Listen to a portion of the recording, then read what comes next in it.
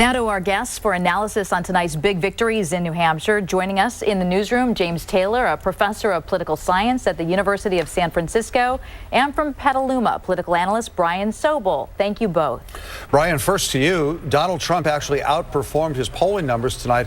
What does this win say about him and his supporters?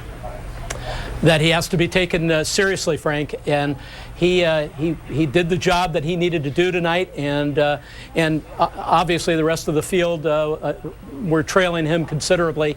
Very interesting result beyond Trump. I mean, Trump was expected to win, but he performed very, very well tonight. Brian, how does Hillary Clinton spin tonight? She did not do well. She actually did worse than the polls had suggested. She underperformed in the polls, so she can't say that she exceeded expectations. She didn't do well with women, and she didn't do well with young people.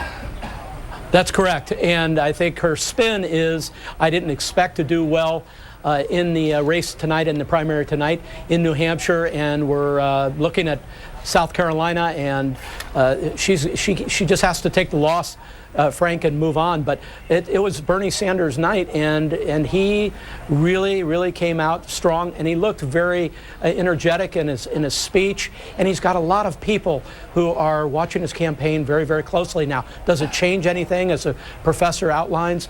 We don't know, but give Sanders credit. He came out and did the job he needed to do to stay in the race. I agree.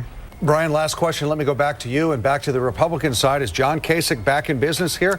And what about Marco Cruz? He could possibly finish fifth.